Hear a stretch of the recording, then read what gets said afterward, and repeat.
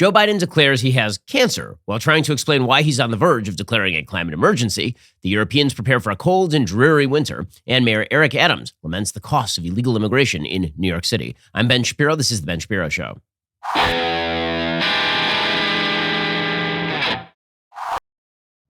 The Ben Shapiro Show is sponsored by ExpressVPN. I talk about them every single show, so why haven't you just gotten a VPN yet? Get ExpressVPN right now at expressvpn.com/Ben. Well, you're spending way too much money on everything. There is no reason why you should be spending too much money on your cell phone bill. And the big phone companies, they're charging you an arm and a leg for services you aren't even using. That's so they can pay for all of their brick and mortar stores and all of their social media marketing and, all of their ESG and DEI programs. Well, you don't need to pay for any of that stuff. Instead, head on over to Pure Talk. Pure Talk still gives you talk, text, plenty of data for just $30 a month. No price increase there. I'm a Pure Talk customer. They are the most reliable network in America. Their 5G coverage is great. Plus, they're a veteran-owned company with customer service team based right here in the United States. Stop giving your money away to Verizon, AT&T, and T-Mobile. Switch to my guys over at Pure Talk. They make it super easy with a no-risk money-back guarantee.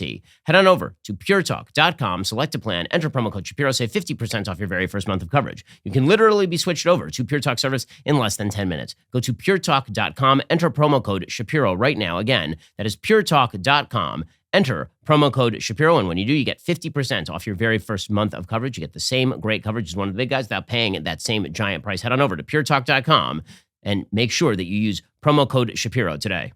Well, Joe Biden is having an extraordinarily rough go of it. Jim Garrity over at the Morning Jolt and National Review points out that the bottom is falling out for the Biden administration. The polls for Joe Biden are just abysmal at this point. Among Hispanic voters, he is down below 20%. According to the National Review, Ed Morrissey is pointing out that everyone in comedy world is now tagging him, as we pointed out yesterday on the show. And now Joe Biden is getting smacked around by the media for being insufficiently committed to climate change legislation or executive orders. The ABC News headline about Joe Biden announcing executive actions to address climate change, quote, Biden to announce executive actions on climate change that still fall short. So he hasn't even announced the executive action yet, but apparently he's already falling short. Things are getting very, very rough for Joe Biden. And again, the real reason for this is because once the polls start to go for him, there's nothing left. The only reason that Joe Biden is president of the United States is because the Democratic Party believes that he is a stand-in for what comes next. Well, at the point that he becomes inconvenient, they start thinking, well, what comes next? The problem for them, of course, is there is no next. If Joe Biden was the stand-in, if he was just the sort of paper tiger who was there to be removed at the moment that he became unpopular, you would imagine they would have to have something backing that up. The problem for them, of course, is that they don't. They have pretty much nothing. Well, all of this has reared its ugly head with regard to Joe Biden and his climate emergency declaration. He's stuck now between a rock and a hard place. The fact is that our gas prices are incredibly high because of environmental policy. But now there's a big heat wave. And his answer to the heat wave is more of that garbage environmental policy that is likely to lead to higher gas prices. So he's really, really stuck here. And when he's in a bind, Joe Biden always veers to his left. He always attempts to placate his base. The Wall Street Journal says President Biden, who has at times expressed reluctance to take executive action to get around gridlock in Congress, is coming under increasing pressure by Democratic lawmakers and activists to make greater use of an authority some in the party have been skeptical of in the past, emergency powers. The president is facing calls to declare a public health emergency to expand access to abortions after the Supreme Court overturned Roe v. Wade. He's being pressed to use a national emergency declaration and other emergency powers to tackle climate-related priorities after they were stripped out of the Democrats' budget bill because of opposition from Senator Joe Manchin. Biden did not actually declare a climate emergency during an event Wednesday at a former coal-fired plant in Massachusetts, but he came pretty close. So here was Joe Biden on Twitter yesterday. He tweeted that he was about to announce a bunch of executive action. He said, "My message today is loud and clear. Since Congress is not acting on the climate emergency, I will. And in the coming weeks, my administration will begin to announce executive actions to combat this emergency." So what exactly will his executive actions be? Well, presumably there will be more regulations on major ways that Americans get energy. And Joe Biden declared that while he's not declaring an emergency yesterday, he's declared an intent to declare an emergency. So here was Joe Biden yesterday. He's standing, by the way, in front of this dead coal-fired plant. I don't know who decides to put him in front of what looks like pretty much a trash heap, but it's pretty indicative of where things are for this administration. Climate change is literally an existential threat to our nation and to the world. So my message today is this. Since Congress is not acting as it should, and these guys here are, but we're not getting many Republican votes, this is an emergency. an emergency. And I will look at it that way. I said last week, and I'll say it again loud and clear. As president, I'll use my executive powers to combat the climate crisis in the absence of congressional actions, notwithstanding their incredible action. Congress won't do it, and I know there are some people here who are in Congress, and so I'm going to do it, but they're doing it, and it's an emergency, but not an emergency, and I'm to declare, and it's declaration and climate change. Inspiring stuff there from the president of the United States standing in front of what looks like an apocalyptically empty field. Again, his comms people are doing him no favors, either one, by putting him out there in front of a camera, or two, by putting him in front of what appears to be a waste site. It's amazing stuff. Joe Biden, just reveling in his incoherence yesterday. The big attention getter yesterday, of course, is that he accidentally announced that he had cancer. So that was weird. He was doing one of his "let me tell you a story from my childhood" routines. And every time Joe Biden tells a story from his childhood, it's false. I can't remember the last time he told a story from his childhood that had the ring of truth and credibility. And my favorite one, of course, is Joe Biden. I was a child in Scranton, Pennsylvania. And my father, he said to me, Joey, you see those two men making out on a street corner in 1953? That's what love looks like, Joey. See those two men going at it like a jackhammer? So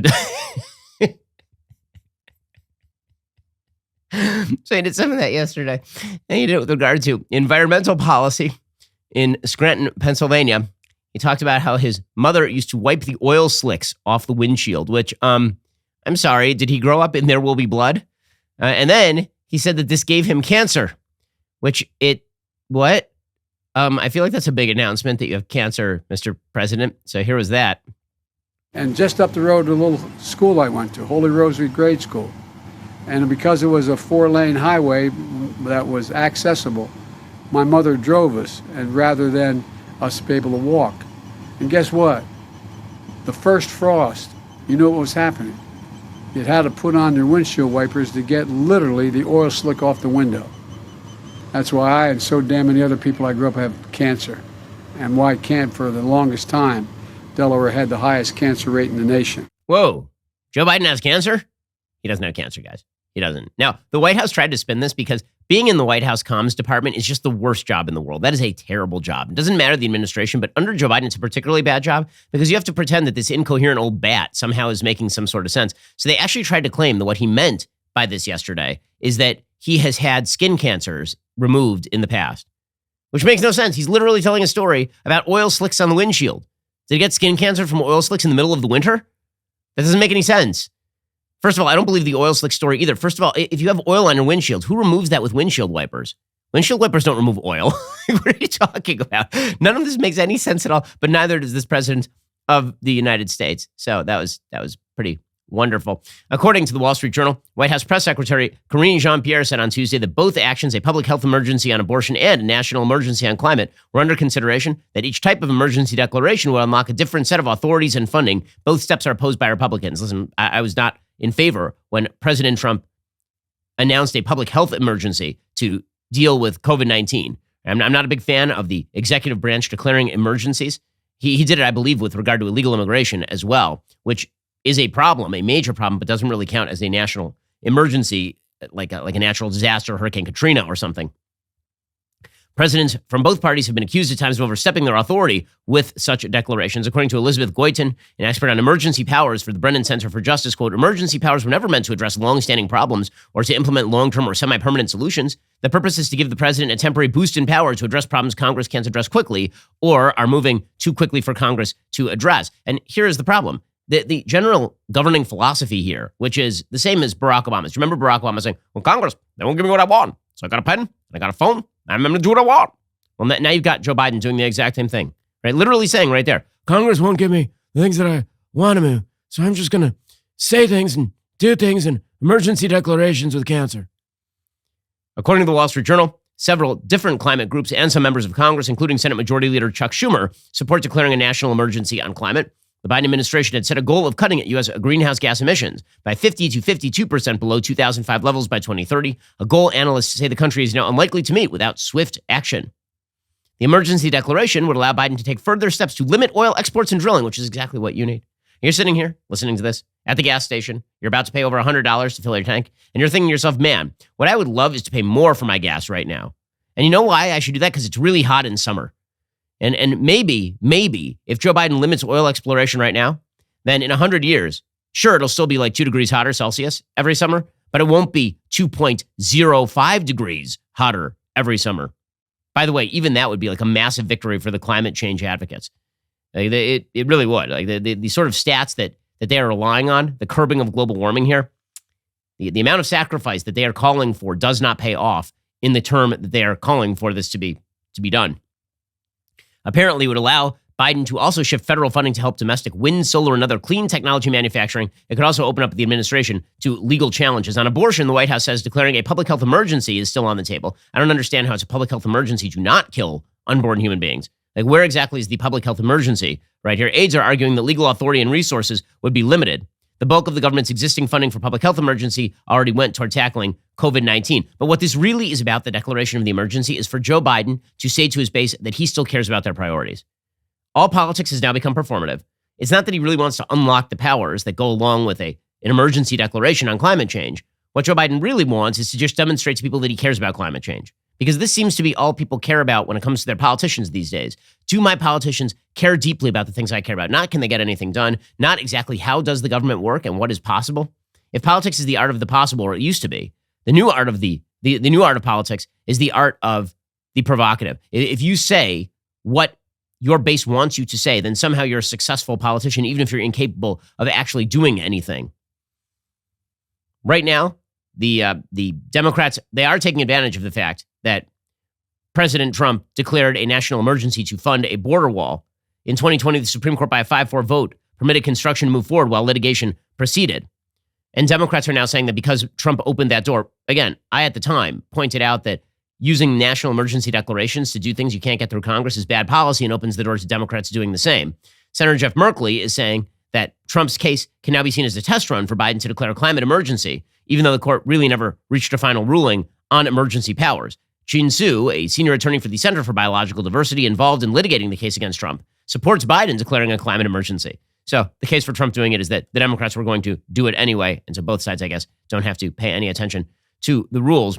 Joe Biden is using his emergency powers. Those things broaden out with each and every president. It's bad policy. I'll tell you what else is bad policy. Spending way too much money on things like your mailing and shipping. If you're a small business or a business that just ships lots of packages, why exactly would you spend tons of money when you don't have to? Instead, do what we do and use Stamps.com. Stamps.com makes mailing and shipping quick, easy, and cost-effective. Here at DailyWire, we've been using Stamps.com since 2017. We do not waste our time. Stamps.com saves you time, money, and stress. For more than 20 years, Stamps.com has been indispensable for over 1 million businesses. Stamps.com gives you access to all the post office and UPS shipping services you need right from your computer. And you can get discounts you can't find anywhere else, like up to 30% off USPS rates and 86% off UPS. Streamline your shipping process with Stamps.com's easy-to-use software. All you need is your regular computer and printer. No special supplies or equipment is necessary. You're up and running in minutes, printing official postage for any letter, any package, anywhere you want to send it. So, whether you're in an office sending invoices or an Etsy shop sending your products or a warehouse shipping out orders,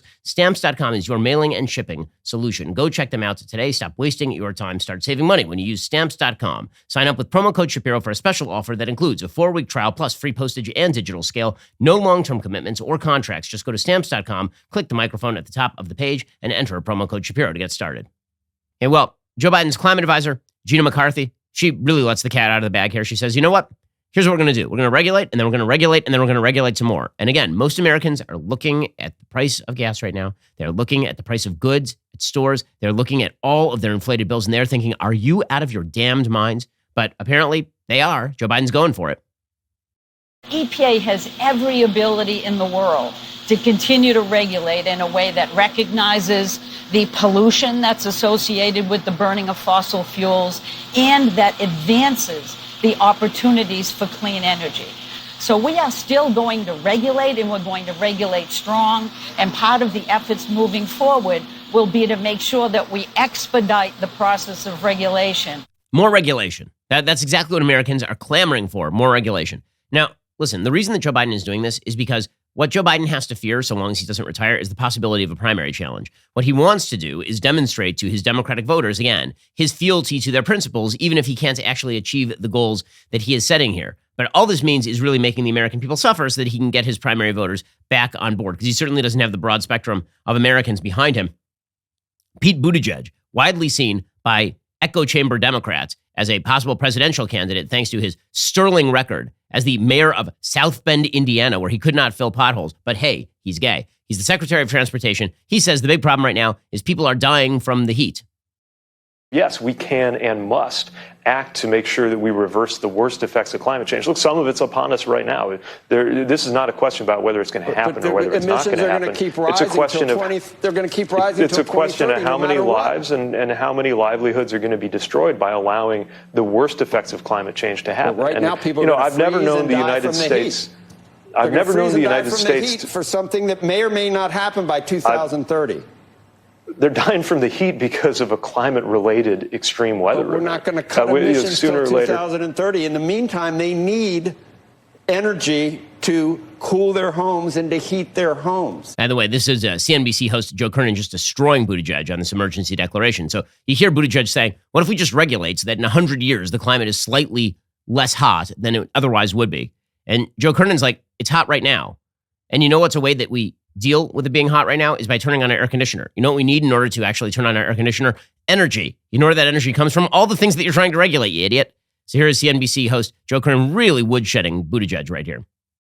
If the president declares a climate emergency, executive order, we are going to stop oil and gas drilling in the outer continental shelf. We're going to do all kinds of things that will limit production of hydrocarbons at this time, with the idea that by 2030, everyone else is going to be along with us, and that will somehow. You think we're going to be able to change the weather the climate between now and 2030 with what China? Well, we've changed the climate between 2010 and now, and not in a good way.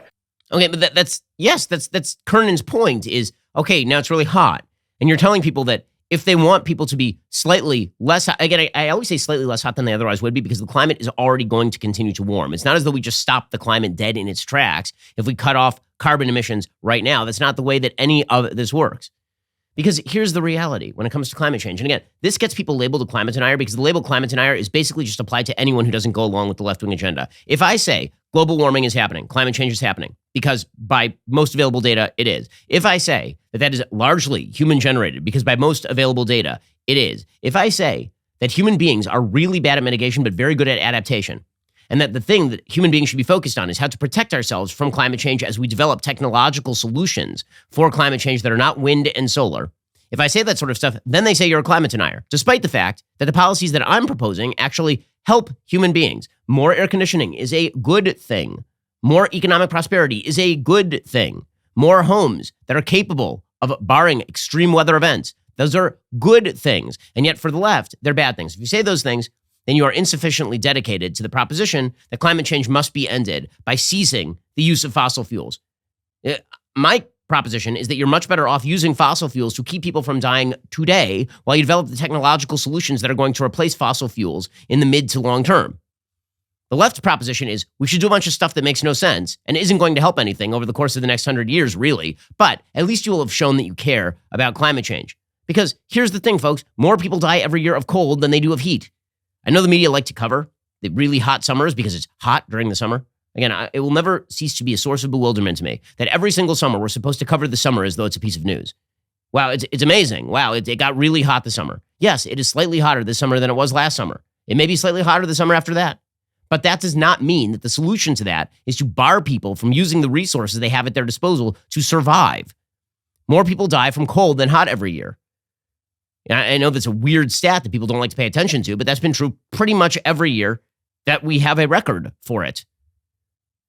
Beyond that, the heat waves in the past killed far more people. The reason is not because it was cooler then, or because it was hotter then, per se. The reason that they used to kill a lot more people is because we didn't know how to deal with it very well. The Washington Post, in fact, has a piece today titled, "The U.S. is Sweltering. The heat wave of 1936 was far deadlier." Quote, abandoned vehicles sinking into scorching hot orange silt, fields of dying crops, ghost towns cowering under black clouds of dust. The killer U.S. heat wave of 1936 spread as far north as Canada, led to the heat-related deaths of an estimated 5,000 people, sent thermometers to a record 121 degrees Fahrenheit in Steele, North Dakota, and made that July the warmest month ever recorded in the United States. In much of the central United States, summer of 1936 was even hotter than it is today. At their peak, temperatures in North Dakota were warmer than midsummer Death Valley and hot enough to cook rare steak in the street. Few residents struggling in those temperatures would have been able to afford such a meal. The heat wave struck during the Great Depression, 6 years into a sustained period of crop failure and economic hardship. The North American heat wave of 1936 followed one of the coldest recorded winters in the same exact area. In North Dakota, February temperatures at Devil's Lake plunged to minus 21 degrees. Although greenhouse gases have warmed the world's oceans since the 1830s, and global warming concerns were raised as early as 1896, the pronounced swing in temperatures in 1936 isn't generally considered to be part of human-driven climate change. Now, again, one of the inconvenient facts about climate change is that you do have years where it was hotter than it is today, and it had nothing to do with human emissions. And the simple fact is there have been times in the Earth's history where it's been way hotter than it was today and way cooler than it is today. Okay, but according to the Washington Post, as documented in 1936 North American heat wave, the history of America's deadly heat wave during the Dust Bowl and Great Depression, temperatures began to rise rapidly in March, with rainfall becoming scarce. By June, a drought was consuming the Northeast. Soon, the West and the South were experiencing the same conditions. We had fans, recalled the 88-year-old Columbus resident Louis Sager in 2016. The temperature had hit 103 degrees for 7 consecutive days. Air conditioning was available only in a few stores and theaters. Okay, and herein lies the rub, okay? 5,000 heat-related deaths have been reported across America during that 1936 heat wave. Today, heat remains America's deadliest weather killer, causing more fatalities in an average year than tornadoes, hurricanes, or flooding. That's not even really true.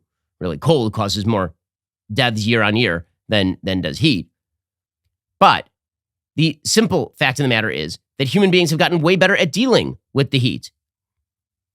I mean, it really is amazing. Their conclusion here is, quote, if the conditions of the 1936 heat wave were to take place now, the result would likely be far more severe. Should this ocean warming reoccur in exactly the same constellation, according to one expert, because of climate change, it's likely the temperature impacts would be even more devastating, and those old records may be surpassed. Right, but 5,000 people wouldn't die. You know why? Because everybody has air conditioning now, because we're way wealthier. The growth of human wealth and productivity is the great barrier against climate-related deaths. This is why to deprive human beings of GDP growth, particularly in areas that are vulnerable, in order to lower the temperature, is a fool's errand. You're better off depending on the amount of temperature increase that we are talking about. And Nobel Prize in Economics winner William Nordhaus says that that's probably 2 degrees Celsius. Depending on the amount of increase in temperature you're talking about, you're probably better off allowing that temperature increase to occur if the alternative is you shut down all industry, if the alternative is you shut down people's ability to actually protect themselves against the climate. And by the way, there are other effects to doing the kind of climate policy that Joe Biden is pushing for right now. And we've been lying to ourselves in the West that we're going to pursue green policy, and that is somehow going to lower carbon emissions, generally speaking, and we won't have to use oil and natural gas. That's not the way any of this works. Instead, what the West really has done is the West has played a game where it lowers its climate emissions while simultaneously outsourcing all of those climate emissions to places like Russia or Mexico or China. We let them do the dirty work, and then we get to feel all good about ourselves. There's only one problem. What happens when those sources of oil and natural gas get cut off, which is exactly what's happening in Europe right now with regard to Russia? All of our proposals here in the West for combating climate change rely on global participation. But what if none of those people participate?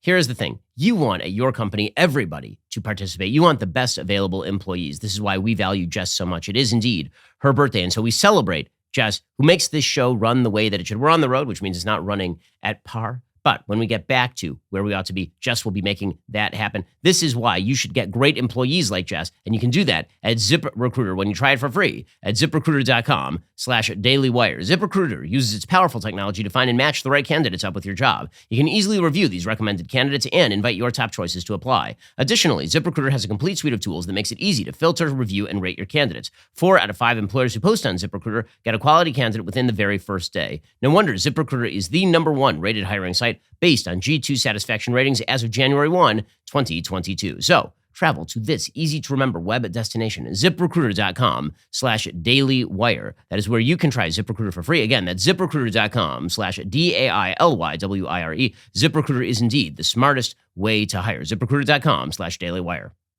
Right now, by the way, while Joe Biden is claiming that he wants to lower carbon emissions and he wants to declare a climate emergency, the United States, according to the Wall Street Journal, is initiating a trade fight with Mexico over its energy policy. The U.S. launched a trade fight against Mexico on Wednesday, accusing President Andrés Manuel López Obrador's government of favoring its state-owned utility and oil company at the expense of American businesses. The U.S. is seeking to dispute settlement consultations under the U.S.-Mexico-Canada agreement. It also represents a challenge by the Biden administration to López Obrador's efforts to regain government control over the country's oil and electricity markets. López Obrador mocked the United States and said, "Ooh, I'm so scared." He then said nothing will happen, referring to the trade dispute. In launching the dispute, U.S. Trade Representative Catherine Tai said an array of Mexican policies undermine American companies and U.S.-produced energy in favor of Mexico's state-owned power company. We have repeatedly expressed serious concerns about a series of changes in Mexico's energy policies and their consistency with Mexico's commitments under the USMCA. The policies discourage investment by clean energy suppliers and by companies that seek to purchase clean, reliable energy, she said. So basically, we want more energy available from Mexico. We don't want them simply nationalizing everything. Again, in direct conflict with Joe Biden's economic policies and climate change policies. And as we say, the Biden administration is now stuck between a rock and a hard place. They've decided to pander to the Greens at the exact same time that you need to actually slap the Greens upside the head and remind them that human beings are still using carbon-based fossil fuels in order to power their lives. Steve Ratner, a former Obama economic advisor, points out, as much as Joe Biden is talking about declining oil prices, that ain't going to last. He says gas is not going to hit $3.50 a gallon anytime soon here. Oil prices, crude oil prices, which is obviously the most important ingredient in gasoline, seem to have stabilized and even gone up a little bit since they started drop from their low point when they started dropping. And so, yes, we'll get some relief at the gas station, but it's not going back to $3 or $3.50 anytime soon. Meanwhile, Joe Manchin, who may be the only thing standing between Joe Biden and a 10% approval rating, because if Joe Biden had actually been able to pursue his favorite Democratic policies, the price of oil and gas would be even higher than it is right now. Joe Manchin is like, guys, what are you talking about? Most Americans right now are worried about inflation. The criticism I'm getting from the people who are saying, well, Joe Manchin strings it. I'm not stringing you along. Don't you believe inflation is the number one thing in America right now that's hurting every human being? Also, by the way, utterly unrealistic policy on behalf of the environmental movement has led to continued dependency on places like Russia. According to CNBC, the EU is now asking its own member states to ration energy. Why? Well, because they pursued exactly the kind of policies that Joe Biden likes. And then under the table, they were shipping in a bunch of Russian natural gas and oil. According to CNBC, European countries are being asked to curb their consumption of natural gas by at least 15% until next spring as part of a wider plan to deal with reduced supplies from Russia. So they're in the middle of a record heat wave over there. You need energy supply in order to turn on the air conditioner. And the EU is now relegated to asking its member states to cut their consumption of energy by 15%. The European Commission, the executive arm of the EU, on Wednesday presented a strategy on how countries can prepare for the winter period when their energy needs are much higher. So you think things are bad right now? Wait until we hit the brutal winter in Europe when people actually need energy to heat their homes. And they're being told that the energy is no longer available because of the long-term effects of bad environmental policy and the short-term effects of Vladimir Putin cutting off the oil supply. The plan comes as Russia's energy giant Gazprom claims it cannot fulfill gas contracts with the bloc, a major headache for European nations given they have been so dependent on Russian energy before the invasion of Ukraine. European Commission President Ursula von der Leyen said, quote, "Russia is blackmailing us. Russia is using energy as a weapon. And therefore, in any event, whether a partial major cutoff of Russian gas or a total cutoff of Russian gas, Europe needs to be ready." By the way, this is interesting language. Russia is using energy as a weapon. The West used Russia's energy as a weapon. We were told by all of the experts that what would bring Russia to the table was the energy sanctions. I supported the energy sanctions on that basis, but it turns out they had no long-term plan to end the war at all. It turns out they weren't going to give Vladimir Putin any sort of off-ramp. So instead, they've cut off their own supply of energy, which they wouldn't have needed in the first place, except they'd made themselves dependent on Vladimir Putin because of their bad green policy. The current plan asks the 27 EU nations to cut their gas consumption by 15% between August 1 and March 31st of 2023. To achieve that, the 27 EU governments will have to update their national emergency plans and report to the Commission every 2 months on how they are progressing toward their goals. So far, 12 member states have been hit by reduced gas flows and a couple more have been totally shut off from the Russian supplies. By the way, if you think that this can continue in these European countries without significant political ramifications, you are totally wrong. Because guess what? The people in these countries, they are not going to decide. It's one thing to say in the middle of the spring, hey guys, higher gas prices to face down Vladimir Putin, that is worth it. But when Vladimir Putin has already consolidated his gains in Donetsk and Luhansk and the Crimea area, when he's already done that, and when it seems like this war has settled into a stalemate, and when an off-ramp is still not being offered, and when we hit the winter and people can't turn on their heater, and grandma's freezing in the other room, do you think that the governments are still going to be able to get away with this, or do you think that the population is going to rebel and threaten to get rid of those governments? Already, energy policy has brought down multiple governments on the planet in the last several months. Right? Sri Lanka's government fell because of their garbage environmental policy. We now have significant political ramifications up in the Netherlands, where farmers are protesting the environmental policy of the Netherlands government. This is likely to become worse and worse because the elites, once again, they made promises that they could not fulfill, that if you move toward green energy, that the net benefits would outweigh the net detriments. So far, that has not been even remotely the case. Von der Leyen said it is a likely scenario that Russia will completely shut down its supplies to the bloc.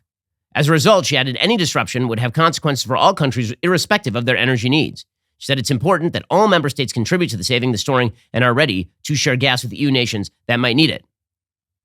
Now again, meanwhile in Ukraine, by the way, is any of this working? Apparently, the answer is not really. The sanctions have not been a giant win. According to the New York Times, Russia is now expanding its territorial aims in Ukraine, according to its foreign minister. Russia's ambitions in Ukraine are now stretched beyond the country's eastern territories, the country's foreign minister said on Wednesday, a departure from the Kremlin's earlier claims it is not waging a war of imperial expansion. Foreign Minister Sergei Lavrov told RIA Novosti, the Russian state news agency, that Russia's territorial aims have changed to now include a swath of the south as peace negotiations have failed and the situation on the ground has changed. This is an ongoing process, said Lavrov, adding Russia's objective could expand further if Western countries deliver more long-range weapons to Ukraine. He specifically mentioned the HIMARS rocket multiple launchers that the United States has delivered to Ukraine and which have been instrumental in limiting Russian advances by hitting faraway targets, including munitions depots. On Wednesday, the U.S. promised to deliver another 4 of those launchers. Russia is also stepping up attacks in Kherson province in the south, which is a possible prelude to a large-scale counteroffensive, which could shift the dynamic of the war. I think that the hope of many in the West is that there will be a large-scale military push from Ukraine that will eventually force Putin to the table before winter. But if that doesn't happen and we hit winter, Russia's counting on winter. As it has historically in the past, winter has been Russia's friend. And it seems like that is what Russia is banking on right now. Lavrov said on Wednesday, Moscow is now eyeing parts of the Kherson and Zaporizhzhia provinces of Ukraine's south, parts of which are currently occupied by Russian forces, as well as a number of other territories. Meanwhile, again, the Wall Street Journal pointing out that Putin's gas game is to, quote, toy with Europe's supply and make its leaders squirm. While Vladimir Putin wages a conventional war in Ukraine, he has opened a second front in Europe that is now coming to a head, a battle over natural gas. European countries have been nervously waiting to see if the Russian president turns on the gas taps on the continent in the coming days after a 10-day period when the main pipeline has been shut down for routine maintenance. On Tuesday, Putin said Russia would fulfill its obligations, but warned that flows could be hit if sanctions prevent further maintenance from taking place. Russia has been delivering natural gas to Europe at well below full capacity for months. European leaders denounced the latest move as an effort by Putin to use Russian state-owned energy giant Gazprom to keep customers guessing. Again, why wouldn't he use the tools at his disposal, considering that the West has declared full-scale economic warfare on Russia? Why wouldn't he use energy in this game? And all of that is only happening because the United States, which is still the world's top oil supplier, the United States has been openly talking about ramping down its energy production. You got Joe Biden yesterday literally saying that he wants to ramp down energy production. So the New York Times, which has helped push for all of this, they're now whining about it. They say war and warming upend global energy supplies and amplify suffering. First, Russia upended the world energy market. Then, searing temperatures drove up demand for energy, forcing some of the world's largest economies to scramble to secure power for their citizens. Well, they wouldn't have had to scramble if they didn't follow your preferred climate change policy for the past 20 years. But, says Samini Sengupta and Melissa Eddy, deadly heat and Russia's war in Ukraine are packing a brutal double punch, upending the global energy market, forcing some of the world's largest economies into a desperate scramble to secure electricity for their citizens. France on Tuesday detailed its plans to renationalize electricity utility to shore up the nation's energy independence by refreshing its fleet of aging nuclear plants. Germany pushed the EU to greenlight cheap loans for new gas projects, potentially prolonging its reliance on the fossil fuel for decades longer. Europe is not alone in feeling the effects of energy turmoil on a hotter planet. Again, it turns out that human beings, very good at adaptation, and that means adaptation to changed foreign circumstances, very, very bad at long-term cooperation on mitigation. And yet what the left keeps saying is that we should abandon adaptation in favor of mitigation proposals. What does all of this mean? It means that the economy is likely to be in the doldrums for quite a while longer. Goldman Sachs' CEO yesterday said, you know, guys, inflation is not transitory. It ain't going anywhere. How do you think the Biden administration is handling the economy? When you look at numbers like 82% of Americans feel like economic conditions are poor. How is the Biden administration handling this? I think the Biden administration needs to be very focused right now on doing what it can do to take policy action, some of which we talked about, to help dampen this down. They've got to recognize that this is not a short-term thing, They live in election cycles. It's not transitory. It's definitely not transitory. That's David Solomon of Goldman Sachs. Again, the economy is likely to be in these doldrums so long as you pursue really bad policy, because energy policy is a major component of a successful economy. Now, folks, speaking of bad Democratic policy that has really dire effects, we'll get to illegal immigration in just a second, but there's another Democratic policy that is really having dire effects across the country. That is softness on crime. It's one of the reasons why you rely on your Second Amendment rights to protect yourself. I'm sure you've seen stories, even in the last couple of weeks, of a good guy who has to use his gun in order to protect himself or others. Well, sometimes it ends with that person being hailed as a hero by the media, and sometimes it ends with that person being arrested. Here is the thing. You've got to be prepared for the mental, physical, and legal ramifications of self-defense, which is why I'm a member of the U.S. Concealed Carry Association. Right now, the USCCA is giving away a free concealed carry and family defense guide and a chance to win $1,000 to buy a gun to protect yourself and your family 100% free. You can get it when you text BEN to 87222. You're going to learn in this guide how to detect attackers before they see you, what the USCCA has learned about school shootings, equipment and training basics, about the law and justice systems, how to responsibly own and store a gun, even if you have little kids, actually particularly if you have little kids, and a whole lot more. It's a 58-page guide loaded with valuable information. Just text BEN to 87222 to get started. You'll get instant access and a chance to win $1,000 so you can buy a gun to protect your family today. Text BEN to 87222 right now to get started. Alrighty, folks, so we have so much going on here at Daily Wire Plus. In fact, tonight is my book club, 8 p.m. Eastern Time. This month, we are doing Exodus, the fantastic bestseller by Leon Uris, all about the history of the state of Israel. Obviously, we are in Israel right now. We're going to be doing it from a spectacular location just above the Western Wall, so you're going to want to watch it. Don't forget to tune into my book club. You actually need to be an all-access member. So head on over to DailyWirePlus.com, sign up or upgrade today. Get 35% off your new membership. That's DailyWirePlus.com. Then join me in the Holy Land tonight, 8 p.m. Eastern. Discover Leon Uris' Exodus. You're listening to the largest, fastest growing conservative podcast and radio show in the nation.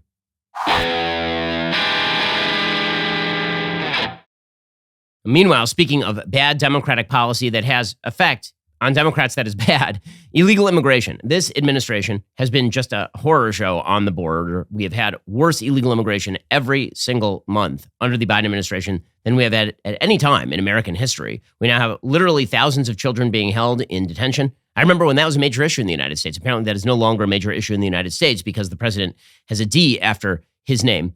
In one of the most hilarious stories of the day, Mayor Eric Adams of New York, again, part of a party that is a big proponent of illegal immigration and simply catch and release on the border. He is now complaining that too many illegal immigrants are arriving in New York City and it's straining the city's social services. Here is Eric Adams, mayor of New York, who, by the way, remember that time that he was elected in order to lower the crime rates and that didn't happen in New York City? And it turns out things really are still really bad there because it turns out bad policy is just embedded in the New York governmental structure. Here's Eric Adams complaining about the influx of illegal immigrants into New York. This is a real burden on New Yorkers as we're trying to do the right thing. We already, as I stated, we already have an overburdened shelter system. So now we're talking about, as you stated, food, clothing, school. This is going to impact our schools because we do not turn away individuals because they're undocumented. Translation services. There's just a whole host of things that this is going to produce, and that's why we need help.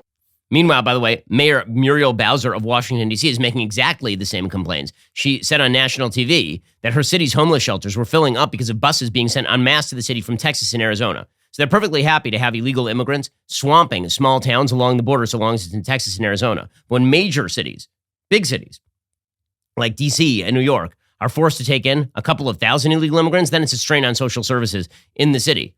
According to NBC New York, the problem in New York City is exacerbated by its right to shelter mandate, which means any homeless asylum seeker who comes to town by any means must be put in a bed somewhere. Again, that is a bad policy. The city does not have a duty to put homeless people in a bed somewhere. That's in what way should the city government be forced to put people in a bed who shouldn't be in the country in the first place? Again, the goal here should be to put people who literally cannot take care of themselves in a homeless shelter. And we have many private auspices for doing so. We have private charities that provide tons of homeless shelter beds and all the rest of this. But the idea that the taxpayers of New York City are supposed to now have a duty to provide a bed for anybody who just shows up in New York City, that's going to make your city into an illegal immigration magnet, is it not? I mean, that's what has happened in California, for example. According to Adams, quote, currently New York City is experiencing a marked increase in the number of asylum seekers who are arriving from Latin America and other regions. In some instances, families are arriving on buses sent by the Texas and Arizona governments. In other cases, it appears individuals are being sent by the feds. He said more than 2,800 asylum seekers had entered the shelter system in recent weeks. So, by the way, I'd just like to point out here that tens of thousands of people, hundreds of thousands of people are arriving at the southern border every month, and tiny towns in Texas and Arizona and New Mexico, these places are being swamped by illegal immigration, and anybody from these towns who mentions this is a bigot. If you are in a town in California, that population 6,000, and 500 illegal immigrants show up on buses, and you start complaining, hey, this is straining our social services, this isn't what we bargained for, then you're a bigot. But if you're New York City with a population of 8, 9, 10 million people, and 2,800 people show up needing homeless shelters over the course of weeks, then apparently the New York City mayor is allowed to complain about the strain on social services.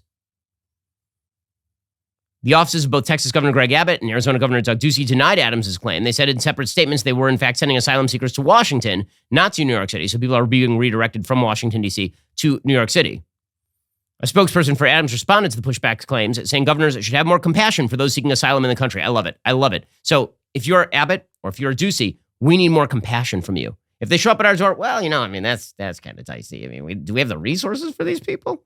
But Texas and Arizona should take hundreds of thousands of them in. Millions over the course of the year. The spokesperson said, quote, if they need financial help, they should ask for it instead of heartlessly sending asylum seekers on their way with a one-way ticket. Why? I thought that you guys are more charitable. Isn't the kind thing to do to send them to Washington, D.C., a place of open hearts and open wallets? Why exactly is it bad that they're sending people? I thought that would be it's a great opportunity for them to visit the halls of the federal government that have allowed them into the country despite the fact that they have no legal right to be here. The spokesperson for Adams said, quote, in New York City, we have a legal and moral mandate to provide shelter to everyone who needs it and will continue to fulfill that mandate. But as we have said, we urgently need federal support to help us do so. Oh, you mean because of your bad policy? According to the New York City Department of Homeless Services, there were 28,885 individuals classed as a member of a family with children in the shelter system as of Sunday. That's about 12% higher than the daily average in March. The last month for which such data are available is 12% higher than this time last year. Adams said the city needs additional federal resources immediately. He said that they may struggle to provide basic services if they are not received. Again, we are talking about a 12% increase in homeless shelters in one of America's biggest city. America's biggest city. And this is swamping the social services right there. But again, if there's a problem in places along the Texas, Arizona, Mexico border, then that's just racism. And you're not supposed to pay attention to any of it. The Democrats definitely in touch with the needs of the people. Meanwhile, Democrats continue to push forward with their radical rhetoric with regard to abortion. Remember, they want executive action from Joe Biden, not just on climate change, but also on abortion. And the arguments, I'm never going to stop saying it, because they keep making bad arguments. The arguments that the left keeps making on abortion are bad and weird and kind of ugly. Nancy Pelosi, yesterday, the Speaker of the House, soon to be the minority leader, she says birth control is a kitchen table issue. I don't know what you're doing on your kitchen table, but all right. We want to be sure that people know what this means in the lives of America's families, or not even families, just in terms of American women and their decisions. Indeed, we must ensure that American people remember in November the truth. While the Republicans seek to punish and control our most personal decisions, what could be more personal than that? And this is a kitchen table issue. This has an impact on the finances of a family in addition to the health of a family. Abortion is a kitchen table issue. And fewer kids around the kitchen table is a kitchen table issue, especially if you can kill them before they're born. Meanwhile, NBC News is doing its best on behalf of alarmism, highlighting a woman who is being sterilized over Roe versus Wade. So she's so afraid that she might get pregnant that she's now being sterilized. Now, listen, if she really doesn't want to have kids, then I suppose more power to her in being sterilized. That's a more responsible decision than actually getting pregnant and then killing the unborn baby. But I'm just going to point out that a society in which people routinely sterilize themselves to prevent pregnancy does not seem like a healthy society. After the draft decision was leaked, I decided to schedule the procedure sooner than I had originally anticipated. What was it about that leak that made you say, I'm going to do something for myself now? Well, I've always known I didn't want children, and I didn't want to be in a position where I didn't want children and would lack access to contraception as well. So Like Megan, I have always known that I didn't want kids. And when we started seeing more of the restrictions coming through, that's when I scheduled my first consultation appointment. You're told that you are too young to make this decision, or what if your significant other wants children someday? What if you change your mind? What if you change your mind? What if you regret this someday? Okay, and apparently that's bad. You're never supposed to tell people that they might regret decisions, prevent themselves from performing their most vital, evolutionarily biological function on planet Earth. You wouldn't want anybody to feel a little bad for that 30 seconds while they think, hey, maybe I might want kids 10 years from now. But the broader point is this. If these people were using abortion as a form of birth control, then this is a better, honestly, I'm very much against people self-sterilizing to avoid having kids. I think that it's an actually personal, immoral decision, because I think one of your fundamental purposes on this earth is to produce and rear the next generation. I don't know when that became a controversial position, but apparently it is. But listen, we're a free country. You're allowed to not have kids, obviously. But if you're going to choose to not have kids by getting sterilized, I prefer you do that to having a baby growing within you and then killing the baby within you. The fact that NBC News is positing this as some sort of horrific side effect of the overturning of Roe versus Wade, it seems to me that if you're killing fewer babies and you're achieving the exact same purpose that you wanted to achieve anyway, it's actually a better solution than you killing babies in the womb. By the way, Kamala Harris had a wonderful statement about abortion. These people are so out of touch. She said that, allowing abortion doesn't violate your religious faith. These people do not understand religion. They do not understand morality. It's amazing. We must also take steps to protect other fundamental freedoms, including the freedom for a woman to make decisions about her own body. And on this subject, it's important to note that to support a woman's ability, not her government, but her, to make that decision does not require anyone to abandon their faith or their beliefs. It just requires us to agree the government shouldn't be making that decision for her. Allowing people to hold slaves doesn't violate anybody's religious precepts. I mean, after all, that's a personal decision, people holding slaves. So it doesn't violate anybody's religious precepts. If you say to a religious abolitionist that, it doesn't violate your precepts, you just don't have to hold slaves. These folks don't understand morality. They don't understand religion. They don't understand pretty much anything about anything. All they understand is that they want what they want, and it's all a power game. Alrighty, we'll be back here a little bit later today with much more content. In the meantime, make sure to go check out Morning Wire. Today's episode is available right now on Apple Podcasts, Spotify, DailyWire Plus, or wherever you listen to podcasts. Make sure to tune in. I'm Ben Shapiro. This is The Ben Shapiro Show.